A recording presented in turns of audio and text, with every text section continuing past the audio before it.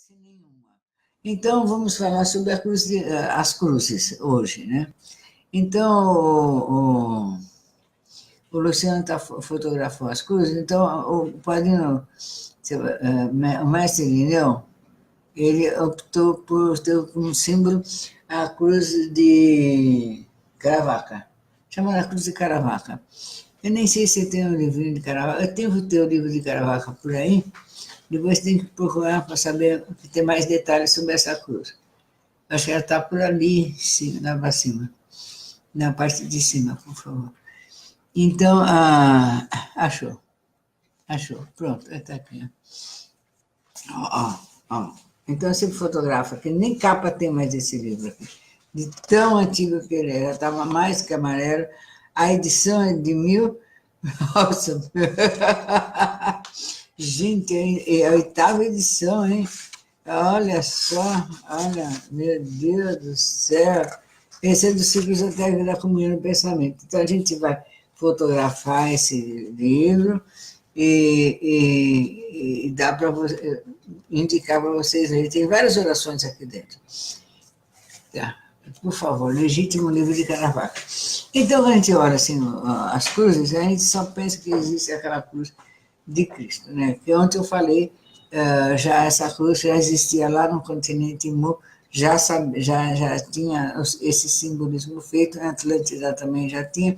Daí, conforme esses continentes foram mudando, eles foram migrando para outros continentes e levando conhecimento para a China, para a Índia, para o Egito, e cada grupo de sacerdote passou conhecimento segundo o seu entender, mas se a gente olhar, todos têm a mesma base, porque todos vêm praticamente dos mesmos lugares, né? Então, a cruz de Ansata, ela foi muito popular na Grécia. Então, a gente está fotografando a cruz grega do século XI, em Atenas.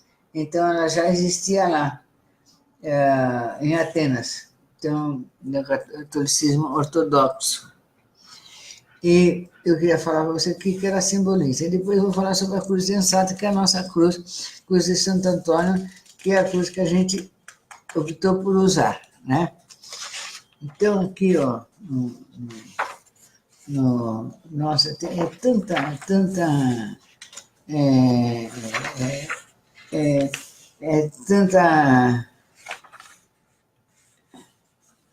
ó, a cruz de Santo dos Braços, que a cruz quando era cruz assim, ela é assim, de norte, sul, leste e oeste, é símbolo de centro.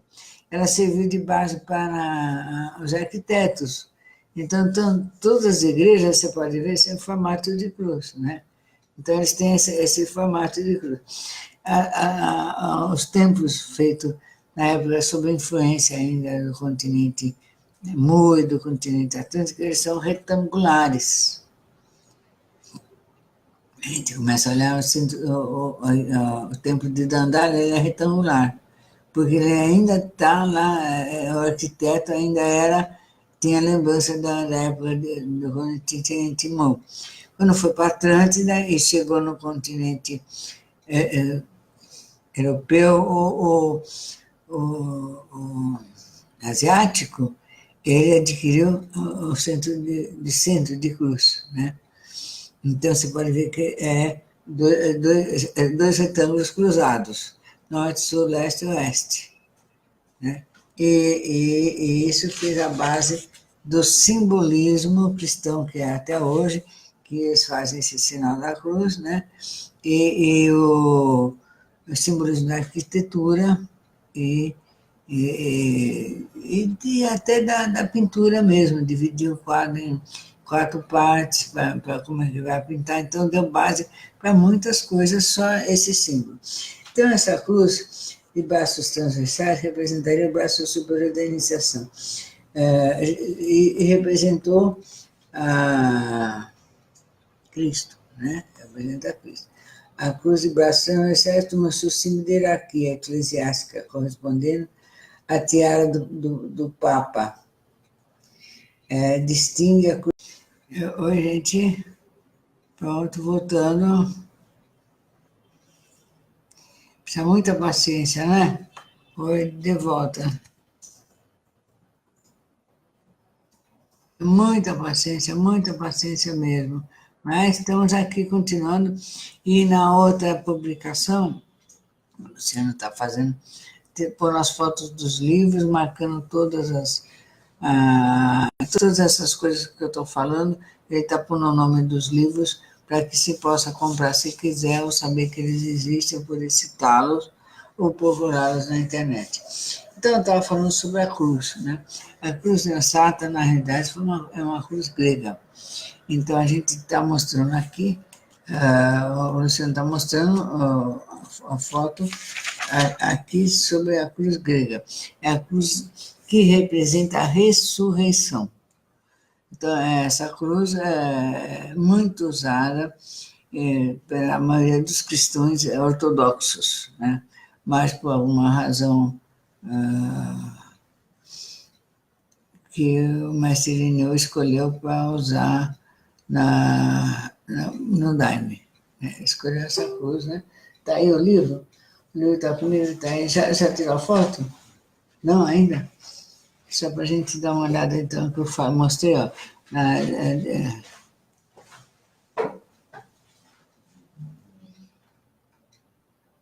Isso. Então, aqui tem as orações que Caravaca foi onde começou. Aqui parece que Caravaca é uma cidade espanhola, né? Mas parece que uma igreja de Caravaca é uma cidade espanhola, que começou lá. Não começou lá, começou na Grécia. Veio da Grécia, tá? Então foi lá que se popularizou para nós, americanos do Brasil. Mas não é Caravaca, é uma cidade, mas a cruz a cruz de dois braços, ela é uma cruz grega, braços transversais. Então, aqui diz, é uma pequena cidade da Espanha que tornou-se célebre pela igreja, onde se tem essa cruz milagrosa. A cruz da igreja de Caravaca, essa que era o nome da igreja de Caravaca, né? Então, o nome era da igreja e ela assumiu o nome como se fosse o nome da cruz, que não é. Então, é importante nós sabermos essas diferenças e como essas coisas se dão. Então, o mestre Irineu, ele, por alguma razão, ele assumiu esse formato. Aqui, ó, tá aqui, verdadeira milagrosa cruz de Caravaca.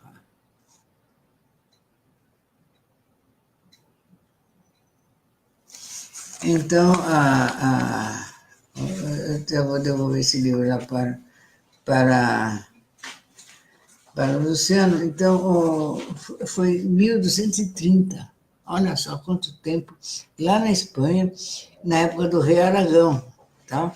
Que começou essa devoção da cruz. É importante a gente estar sabendo a origem da cruz, que muita gente usa no peito e usa no altar e não sabe exatamente o que é. E nós, como Porta do Sol, que estamos indo visitar as igrejas, conhecer as pessoas, e a gente vê essa cruz, a gente tem que saber exatamente do que ela está se tratando, o que é, o que está fazendo e tudo mais. Então,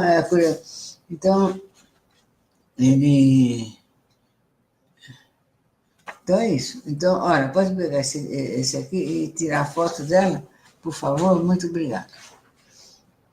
Então, estamos sabendo que essa cruz foi divulgada e ficou mais popular na Espanha, né? Mas não é uma cruz da igreja de Caravaca, da Espanha. Ela veio da Grécia já. E da Grécia, ela não veio da Grécia, ela já veio da ancestralidade lá de Atlântida, lá de Moura, vem vindo lá de trás. São 12 tipos de cruzes que simbolizam 12 tipos de centros de conhecimento. Que o símbolo da cruz significa centros de conhecimento, são símbolos de centro de conhecimento, né? Tanto que o primeiro símbolo da Terra, lá na ancestralidade, você tem o quê? Eu vou fazer aqui para vocês verem. Você tem um círculo, e você tem Isto. Esse é o primeiro símbolo. Significa planeta Terra. Que é o quê? Que é símbolo de centro. Né? Então, você tira o círculo, ficou a cruz. Tá? Então, então, eles optaram por usar esse símbolo de ressurreição. Tá? Então, não é de reencarnação, de ressurreição. Nós, da Porta do Sol, fizemos uma opção um pouco diferente. Nós usamos a cruz de... Onde está aqui? A cruz de...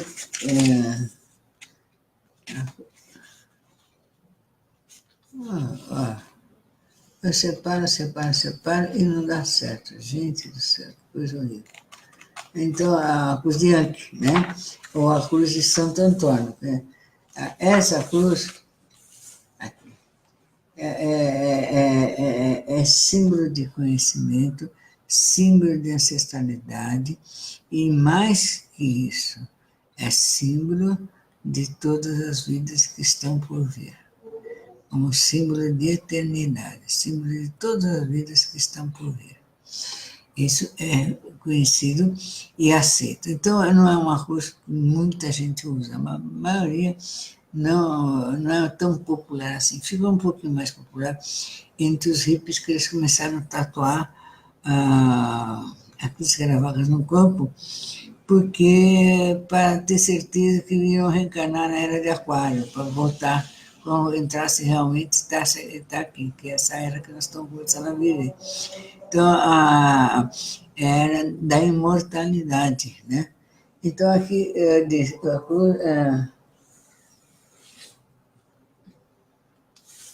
o número da cruz é 5, porque tudo tem número, sabe, gente? Tudo tem número. Então, a cruzinha aqui, tá?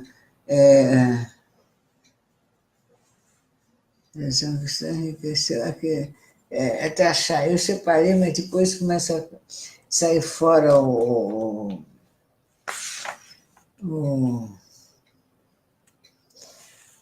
desenho caiu, e aí eu não acho mais o que estava escrito, mas é mais ou menos, eu sei mais ou menos de cor. A cruz dançada, ou cruz de Anki, ela foi mais popular no Egito, ela foi totalmente popular no Egito.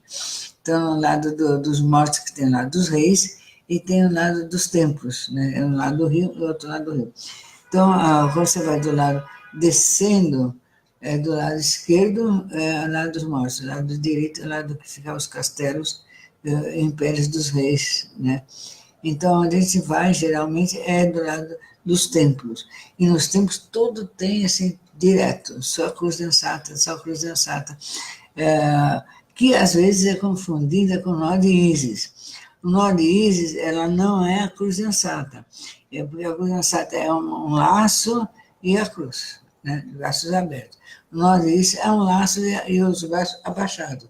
É uma espécie de simbolismo do nó. Então, que você segura, se amarra. Era uma espécie de mandinga na época.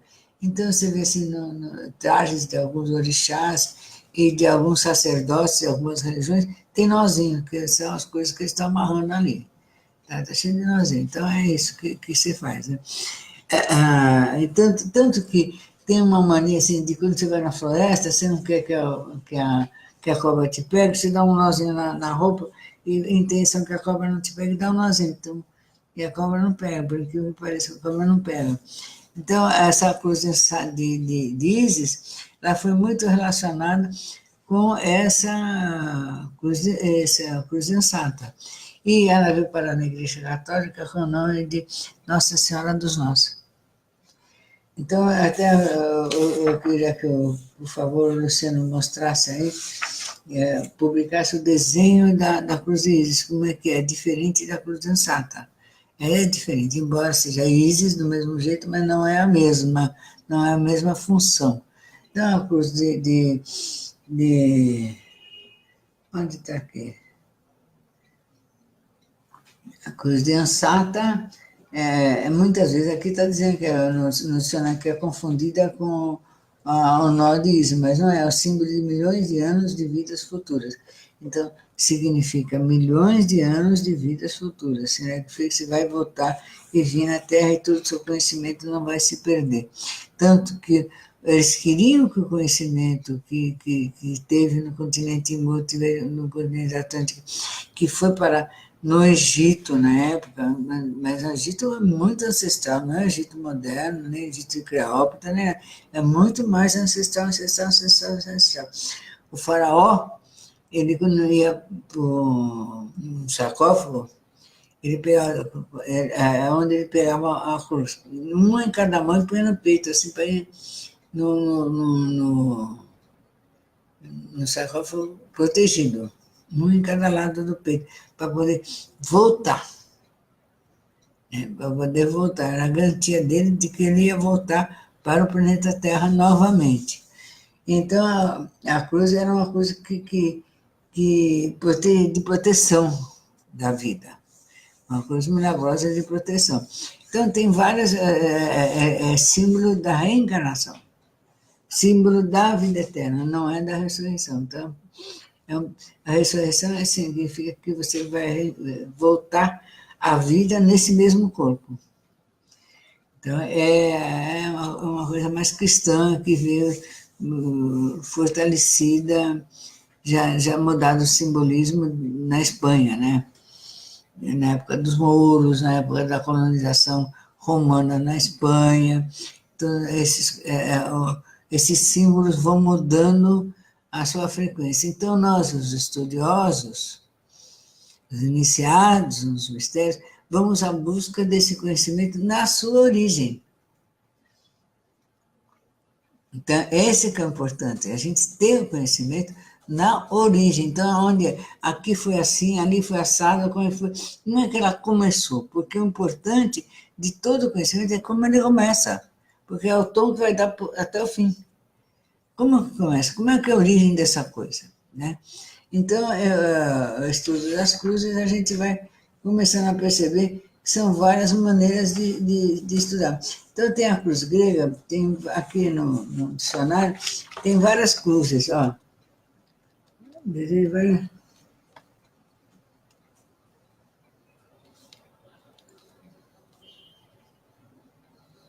Então, vários tipos, na realidade são 12. Eu acho que eu fiz uma apostila que eu tenho o desenho e a explicação dessas 12 cruzes para vocês. Então, a gente tem que saber por que carrega uma cruz, porque carrega um simbolismo. A gente usa essa cruz nos nossos trabalhos, a gente usa essa cruz no nosso peito. Então, nós temos que saber que nós estamos defendendo a vida eterna e o princípio da reencarnação. É isso que nós estamos defendendo. Estamos divulgando, né? Então, é isso que eu acho que você já publicou, você não conseguiu... Está começando a publicar? Então, está publicando no vídeo anterior o nome dos livros, os desenhos das cruzes, para ilustrar. Como no vídeo de ontem, nós publicamos também todos os desenhos do mapa do continente Mu, e hoje a gente está publicando os livros em francês do continente Mu, para vocês irem formando uma biblioteca de coisas interessantes que tem que estudar. Então, eu queria agradecer Marcos Pavanelli, que acabou de entrar, a Mariana, o André, a Franciele, Joyce, Renato, e agradecer aqueles que estavam me assistindo no vídeo anterior, antes do vídeo cair. Então, quem entrou agora, por favor, se puder estar lendo, assistindo o vídeo anterior, que esse aqui é só uma complementação do que a gente estava falando antes. E a gente vai continuar falando sobre esses conhecimentos ancestrais, que faz parte da nossa vida, da nossa história, daquilo que nós protegemos, né? Então, tem gente que fala assim, mas esses conhecimentos não são secretos? São. Não são, porque esses símbolos já estão no domínio universal, né? Claro que os detalhes poucas pessoas sabem direito, mas estão no domínio universal. E quando a pessoa, o iniciado, por acaso, fala uma coisa, faz uma coisa que não é para dizer, A própria força espiritual faz com que ele esqueça. Então, ele acaba de falar, acaba de esquecer. Então, ele esquece. Simplesmente esquece. Então, já está isso dentro do mecanismo desde que o mundo é mundo. Tá? É impressionante isso, de nossa. E por que é importante saber essas coisas? Por quê? Porque quando nós tomamos conhecimento de algo, nós nos conectamos com aquilo que estamos tomando conhecimento. Então, ao você saber do continente onde ele ficou, somente tu, e você já conecta.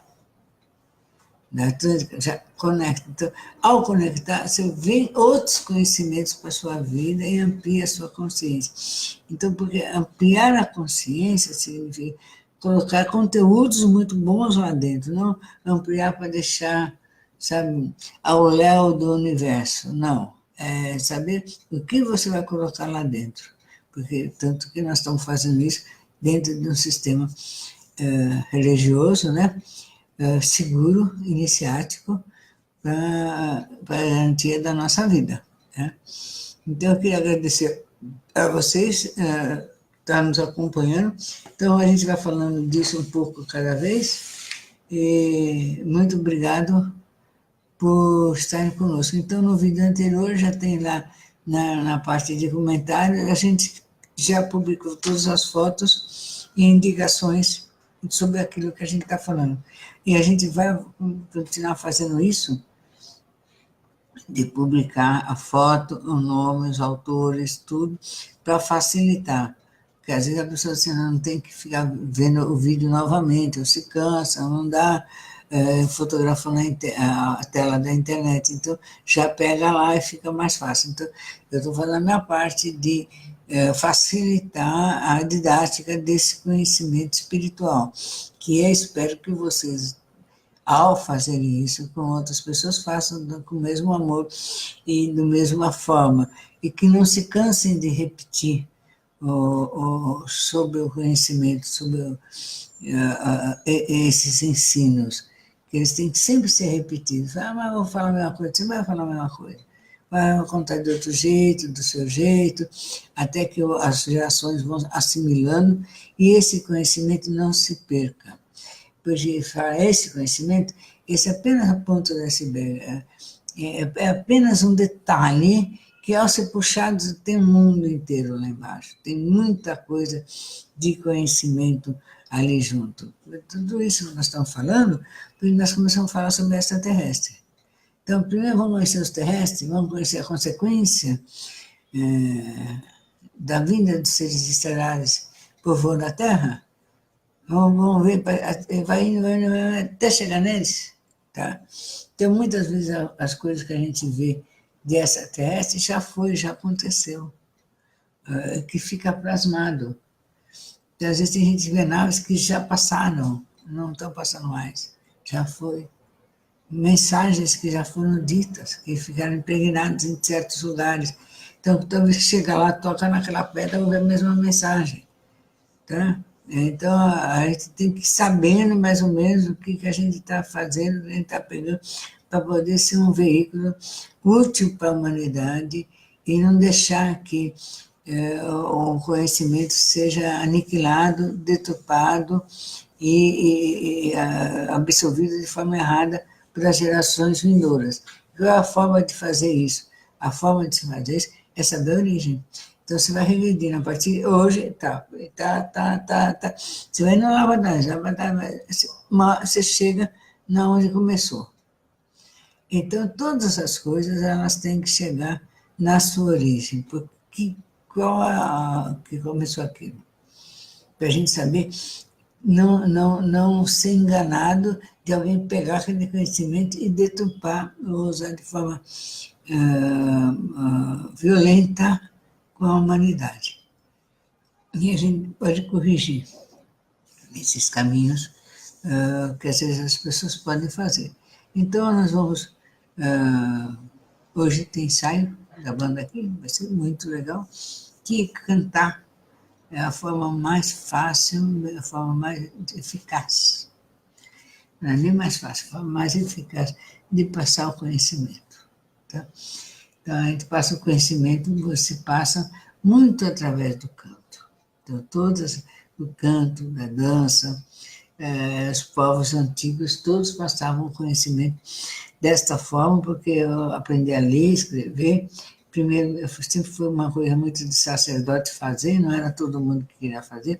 E até hoje em dia, a maioria das pessoas não querem ler, não querem pesquisar, não querem ir lá atrás do conhecimento, que é um erro. É um erro muito grande. E eu falo isso para vocês para estimulá-los a ler. Antes, eu pegava, quase obrigava as pessoas a lerem. Então, por exemplo, agora nós vamos para o barco em janeiro, então eu fazia, quem não leu, eu fazia sabatina para saber se tinham lido ou não. Obrigado. Tem gente que me odeia até hoje por causa disso, porque tem muita gente que tem muita preguiça de ler.